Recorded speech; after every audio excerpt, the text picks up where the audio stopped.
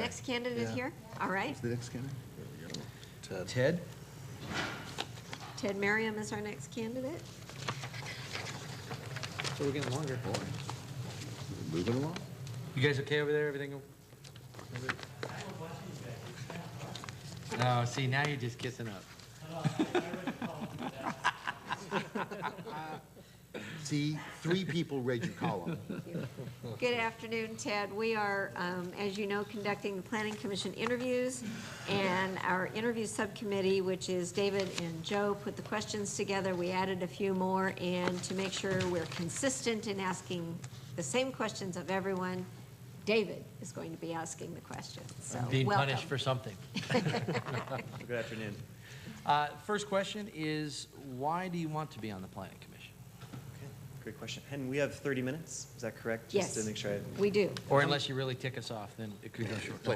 and just to make sure I understand in length, approximately how many questions are there? We've got about 12 dozen? questions to Okay. 15. great. We should have plenty of time. Okay, fabulous. We are starting 15 minutes early on yours, so that'll Yes. give you a good judge. Okay, excellent. Well, first of all, I just wanted to thank you for your time. My interest in the Planning Commission is sort of a long-coming agenda of mine. I grew up in the city of Clayton and had the ability to see firsthand what the work of a Planning Commission long ago has done for this town. This town has been established in a very thoughtful manner. It serves its community very, very well. And as an individual returning back to this community, it's something that I wanted to get involved with firsthand. Clayton, from its beginning, initiated as a community of volunteers, of entrepreneurs who really wanted to seek the best for this community. And I feel that it's part of my civic duty to come back and to be an active participant, not only for the benefit of myself and my future family, but more importantly, for the benefit of the entire community of Clayton. So that's the primary reason why I'm involved in applying to the Planning Commission. The secondary reason is my innate interest in city and specifically local government. I grew up in a somewhat political family. My grandfather and namesake had been the mayor of Chico for over 10 years and was heavily involved in the running of that community. So I witnessed firsthand the approach, the ability to make an impact, and the overall process is very intriguing to me. So I feel that as the Planning Commission, someone who is intimately involved in the weeds of the city and how we approach the things we do here, it would be an excellent gateway from personal interest to understand what we do specifically in my hometown. All right. What experiences or qualities do you personally bring to a planning commission? Or would you bring to a planning commission? Okay. Let me talk about 2 areas. One, personal, and second, professional. So on a personal level, as I mentioned, I bring a perspective of growing up in this community, but I also think to the degree that I'm one of the younger generations of Clayton and represent my peers moving forward. As one of the younger homeowners in Clayton, I have come back and I feel that I have a different perspective on things than perhaps some of my older counterparts and older citizens in the community. So I think that would be a very unique... Keep your eyes on me. Don't single them out. So I think that would be a very unique... Keep it up, son. qualifier for me as well. The way that I approach things is very thoughtful. I have a very specific and meticulous methodology to when I'm approached with challenges that are factually based and that include multiple sources of data and multiple opinions. And I feel that as someone serving on behalf of the city, it's very important to gather that information when plans and initiatives come before the council and the Planning Commission. So I feel that my approach there would be very helpful within the Planning Commission. I also am very open-minded. I feel that I can leave a bias at the door and really, again, look at the bigger picture and what's best for the community as a whole. Oh, that won't do. Which I think is very important. Personally, I also have the passion and the drive and the motivation to be here, to be involved in the community at the level that I feel it takes to be on the Planning Commission. The Planning Commission, I do not feel, is a body or an effort that should be conducted alone, and that we need to go out to all the various different stakeholders within the community, professional staff, yourself as elected official, other community members and organizations, and I feel that I have inroads into those organizations and that I can rely upon those different bodies to seek guidance and to get inputs. on our work here in the Planning Commission. Okay. All right. As a planning commissioner, it is necessary to interact with a broad range of participants, including the mayor, council, other planning commissioners, staff, and citizens as part of the planning process. I'm going to break this down, given the last questions we've had with other people, but can you please describe the planning commission's appropriate role with regards to the mayor and council? Okay. How you see it? Absolutely. So the members of the Planning Commission are appointed by you as elected officials, being the City Council. So first, I feel that the Planning Commission is a body that serves to the needs of the City Council, which ultimately serves the needs to the public as elected officials and for the common good of Clayton. The Planning Commission is a body who, above and beyond the efforts of staff, are the second layer or group that can look at plans and initiatives that come before the city that have to do with various different plans and state, local, federal law. I feel that it's our decision, or our responsibility rather, to make sure that we look at these plans as they pertain to all of those factors and ultimately escalate and make recommendations to you as the City Council to make the ultimate decision. I don't necessarily feel that planning commissioners should represent public opinion. We're not publicly elected officials. That's really your job and your authority as those individuals to make the final call, especially on issues that will weigh heavily upon the public's inputs and may be deemed as more quote-unquote controversial. I think it's the due diligence of the Planning Commission to take data and facts and all of the information that is provided and make the best possible decision given that information, and then ultimately hand that over to you as the elected body to make perhaps in the end the ultimate and at times tough decision. How do you feel a planning commissioner should interact with other planning commissioners, for example, if there's a disagreement? Well, I know there may or may not be certain laws that allow us to interact at a level of intimacy. I don't know if the Brown Act applies or not, so we, of course, need to be sensitive to those. I think that it's a group effort, nonetheless, that we all, as a planning commission, bring unique perspectives and unique experiences to the decision-making body, and that we need to work together in addition to other groups in the community that I've already identified as, at the end of the day, we serve the community and their best interests. How do you see a planning commissioner interacting with staff? What role is it? Staff have years and years of professional knowledge, and I would look to them as individuals who help us along the way, who initially address and interact with the public as they're going through the application process. They provide them with guidance. They provide them with the institutional knowledge and experiences that some of us planning commissioners may lack. I see them in a supporting role, not only to the applicants, but also to the Planning Commission, and incredibly valuable resources that we as commissioners can go to as needed to get additional information as appropriate. Okay. And you touched on it, but what is the interaction in your mind with the planning commissioner and the citizens as part of the planning process? Yep, as I indicated, I felt that as commissioners are appointed by an elected body, that ultimately we represent the citizens of Clayton. I feel that individuals in an appointed or an elective or really any public role, if you will, need to interact with the public and need to get their opinion firsthand. They need to be involved in the community through various different organizations. They need to actively seek the input of our constituencies and involve them in the planning process, encourage them to come to meetings, encourage them to be active participants. All right. The current building height restriction in the town center is 40 feet. Mm-hmm. What are your thoughts about raising, lowering, or keeping it that height? So if you look at the town center specific plan and the general plan, it talks very consistently about making sure that there is cohesiveness in the town between the old and the new. That would be my first initial comment or concern, is if we raise the heights, do we become a town that's very fragmented, that we lose our village-like appeal that the planning documents and our citizens tend to like?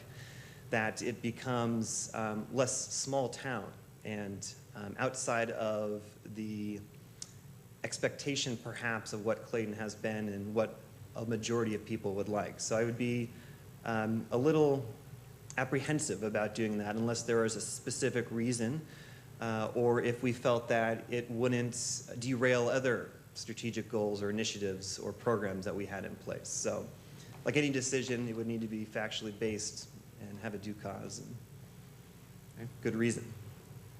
All right. What measures could or should the city consider to encourage private property owners to construct or allow higher density housing in the city? Absolutely. So you're talking specifically about second dwelling units or However higher you- occupancy downtown? Yes. The latter? Both. Both, okay. And the question is, how can we encourage that? Yes. Okay.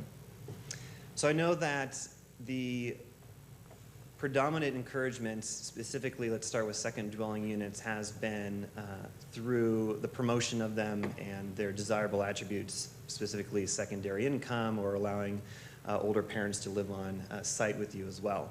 I think a lot of the barriers, however, has been more around the fees and connections to public utilities. The process may be a bit of a hurdle. So I think the encouragement of citizens is not enough, that we need to make sure that we are removing governmental barriers if they are there, that we are helping them through the process, that we're making it as painless as possible. I know we don't have a lot of jurisdiction over, for example, an $18,000 water connection to Contra Costa Water, but there may be ways that we can help them work around that or look at alternatives. As far as high residential or high occupancy dwellings downtown, again, the question is how can we encourage that? Yes. Well, there's only a few opportunities as far as locations and buildings that would be into that. So we'd be working more with professional developers, not necessarily residents on that. I think that first off, we have to make sure that there's a need before we develop these, and I think there is. If you look at the barrier to entry in Clayton as far as the raw cost of living, if we can make units, and specifically higher occupancy dwellings are smaller and therefore lower in price, we can make that desirable to residents. So we need to make sure there's first a demand there before we go out and build things. I know there's incredible pressures upon us from the state as we go and we update our housing element to make sure that we're satisfying state rules. But my understanding is that that is a guidance, that we don't need to necessarily execute on that guidance, but we need to make sure we have a plan there. I think just as we do with second dwelling units on the development side, that we have to make sure that the process and procedure and cost is desirable to developers. That we need to make sure we work with them, and I believe that the way that our housing element is written, it allows us to be flexible, to make sure that we're not only meeting our own needs, but potentially working with a candidate of a future development and making sure that we can work right beside them as a partnership as they come into our town and develop, and to make sure that both they and we are successful. All right. What is your understanding of the vision for development that is presented in the City of Clayton Town Center specific plan?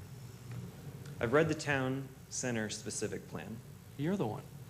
I've read all the plans, actually. I've been spending the last 2 weeks reading upwards of 300 pages of documents. But my understanding of the town center plan, it initiated in 1988 and has evolved slowly over time. But in a nutshell, it wants to build a vibrant downtown center, which is predominantly this area. It wants to be progressive while also maintaining the historical components, being physical properties and or areas of town that Clayton loves so much. And that it also is in compliance with general standards of how we want things to look and feel, such as signage and fencing and the types of buildings, that type of thing. Okay. Do you believe that the vision is still appropriate? I do believe that the vision is still appropriate. And do you have any thoughts on whether or not it should be modified in any way? As indicated about high-density occupancy, I would be more in favor of a base-level retail with upstairs residential, more of a mixed-use type community if it can be developed within the perspective of the town center vision. That said, we're maintaining standards of look, appeal, we're honoring our historical paths, we're making sure that we are creating a vibrant town center. I don't feel necessarily that the town center can survive from an economic perspective without bringing people to Clayton in some way or another.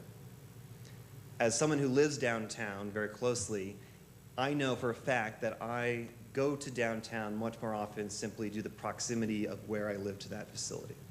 So if we can somehow integrate elements of housing into the town center specific plan, such as developing the Stanley property, or looking at even areas as close as the old fire station, how we can integrate more of a residential component into the town center plan to support the larger picture, I would be certainly in favor of. Mixed use is very popular. If you look at any development that's going on, people want to be close to an urban environment downtown. They want to be close to transportation channels. They want to be close to conveniences that typically a downtown can offer them. And while I never see Clayton being a huge urban center or, strip malls of Main Street, we certainly wouldn't want that. There are certain things that we can do to create a more vibrant downtown that goes above and beyond the town center specific plan. Along those lines, what things would you do differently, if any, in laying out the next 15 years blueprint for the general plan for land uses in the city, What do you do differently? if anything? Well, I think I made my point clear about integrating more residential, especially high occupancy to meet the state standards.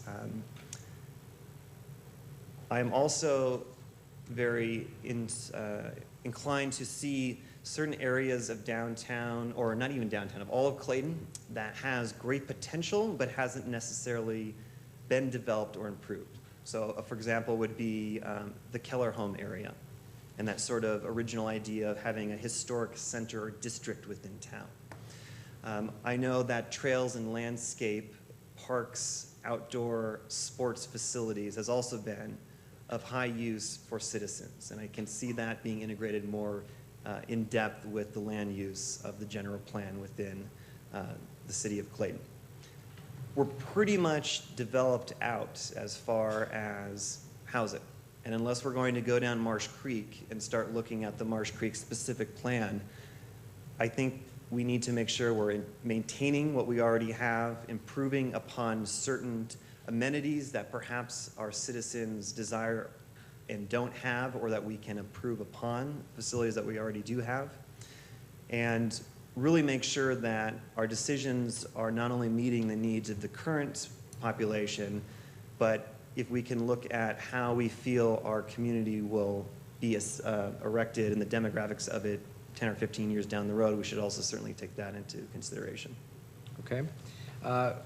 Staying with the Marsh Creek area, can you describe the most important factors to consider in developing eastward on Marsh Creek Road, in your mind? I know that from a land use and topology perspective, it's a very constrained area to a degree as far as we don't want to widen Marsh Creek Road. That's very specifically spelled out. There's a lot of natural elements out there that would need to be considered. If we're building anywhere near hills, I know that there have been extreme concerns and firsthand evidence that many areas of Clayton are sliding, so that would need to be certainly taken into consideration. That is a main thoroughway in and out of town, so certainly traffic and congestion would need to be taken into consideration if development occurred out in that area. We would also need to decide where is our sphere of influence and when do we start annexing additional areas into the city. Is that something we want to ultimately expand our jurisdiction as a formal city into other areas? Is there a particular reason we would want to do that or value we see there? I read the EIR for Rivulet. It was this thick. I'm sure it would be reams upon reams of paper if we went out there. So environmental impact would need to be considered, of course. It was. All right. It takes approximately 20 hours a month for regular meetings and duties. In addition to Tuesday night meetings, will you be able to commit to participating on additional planning commission or council subcommittees? Absolutely. I would not have applied nor committed myself, if appointed to the commission, if I didn't have the time to do that. I know there has been sentiments by this council on the sheer fact that commissioners are not showing up to meetings, let alone who knows if they're reading the prerequisite documents. I understand that is absolutely important to execute fully and completely on this duty, and I will make the time. I have the time. I'm very fortunate that I have the time at this point in my life, and I will certainly be committed, as I am to other organizations within Clayton. Describe your vision for Clayton in 10 years. My vision for Clayton in 10 years would be to make sure that as we go through the planning process, we preserve the values and unique features of Clayton that make it very desirable to our community first and foremost. This is a family-focused family community, so I think that is at top of mind. That said, there are multiple reasons of why we need to also develop the downtown district. You know, the city needs money. I think it's a great asset to the citizenry. I think there's a great value add. I think it can make Clayton a better place. So I would like to see emphasis placed over the next 10 years on making sure we're continuing with the development of downtown in the manner that we've been doing in the past, but also adding new features like more residential. I think we also need to continue to work with longtime Clayton landowners and making sure that we are in touch with them, that we understand what are their intentions for land that they've owned for some upwards of 100 years, and see how that can potentially fit within our plan. There was a gentleman that came and talked at the last Planning Commission meeting, longtime Clayton resident. He was joking around that he's not going to abdicate his land on Pine Hall Road until 2087. And while that may or may not be the case, we need to know about that. We need to integrate it into our planning process. So I think being in touch with other people's futures and what their interests are very important over the next 10 years as well.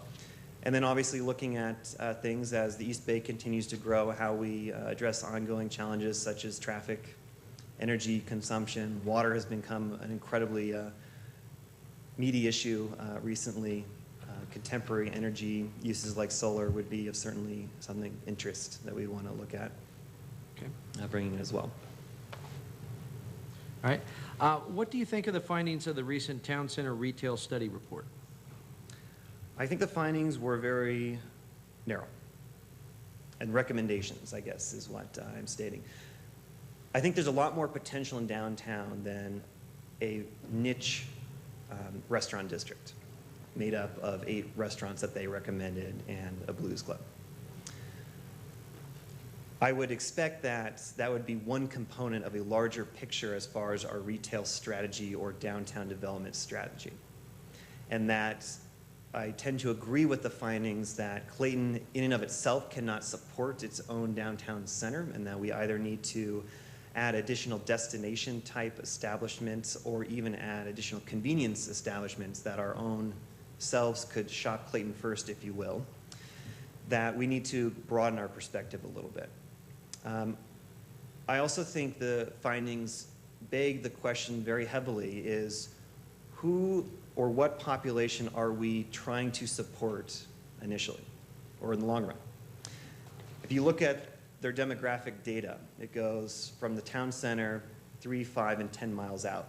That's a very large, broad area outside of Clayton. And my question is, do we build a downtown Clayton that is desirable to a 10-mile radius? And does that support or come into conflict of what we feel Clayton in and of itself would want, what our residents would want, what people who are in the town would want? And I think there's a gentle balance between those two, and that we need to make sure that we're looking at the long-term development and economic progression of Clayton, but also understanding is, you know, at the end of the day, who are we trying to serve? Okay. Do you think that the findings are in line with the changes made to our downtown specific plan? To a degree. You have to look, I think, I don't want to sound like a broken record, as far as there seems to be documents that apply we want to do more residential in downtown. For example, the housing element update, I think, heavily suggests high occupancy in the downtown specific region. The retail development study does not necessarily state that specifically. It does, I believe, provide some information about that people living within downtown will support that district more, and that the study also indicates that if you live downtown, you will need less demand for parking. So I can see how those two support itself. The town center specific plan, I think, needs to be updated to fit in some of the more recent data and findings that the downtown retail development document suggests. But in effect, I think they are somewhat complementary of each other. Okay. All right. Is there anything you would like to add or? That raised a question that goes back to one of our earlier ones. You talked about the modifications to the town center specific plan vision, whether they should or should not be modified. How would you modify that to incorporate what you're talking about with the market study? What kind of changes are you thinking of?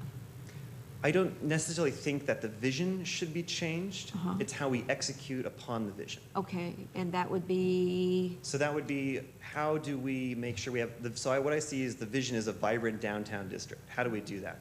Maybe one component of that is bringing in more retailers, making a destination for our community and for other communities. So you're thinking more than just the restaurants that the market study talked about? Correct. I think that's what I was saying when I said the market study was very narrow in scope. That's what I was implying. I think there's more that we can bring to downtown than restaurants. And what else?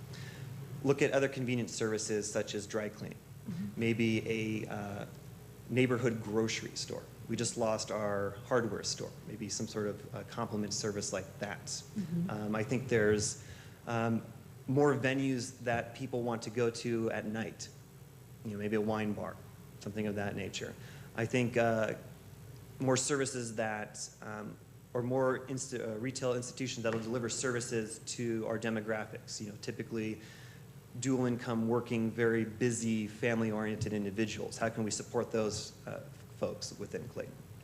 I think Clayton people want to do more things than just eat downtown. That's very evident in the development of the Grove and our concert series. Okay.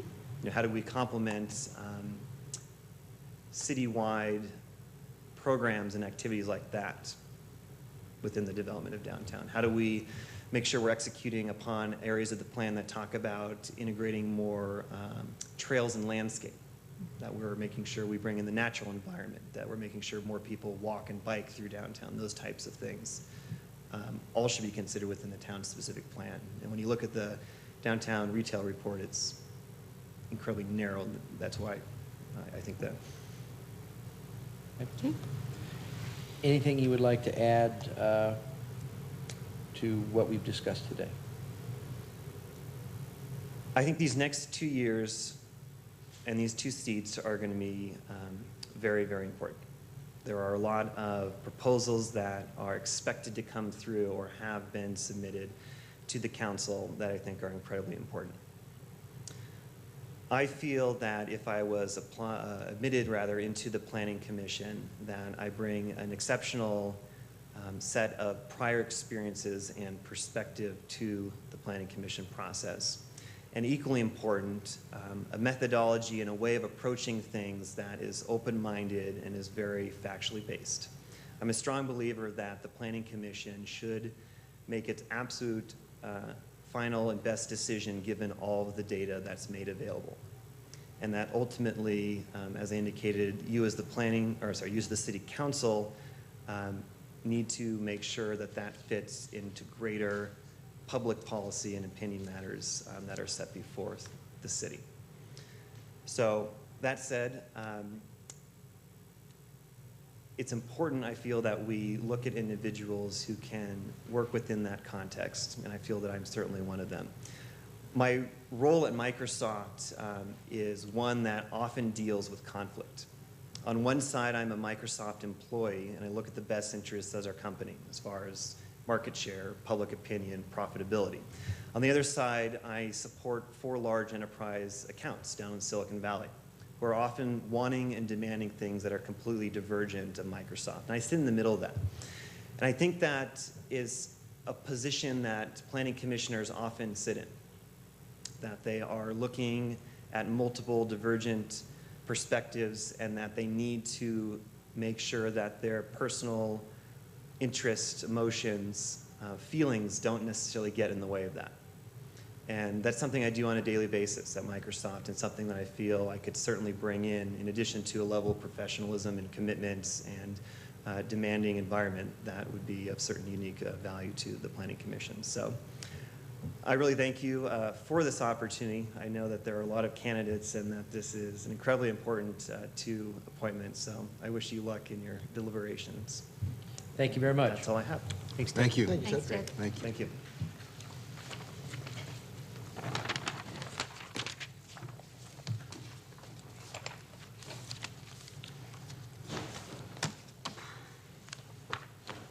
Talk about 30 minutes on the dot. Yeah. That's time management, and he didn't look at a watch Jeez. once.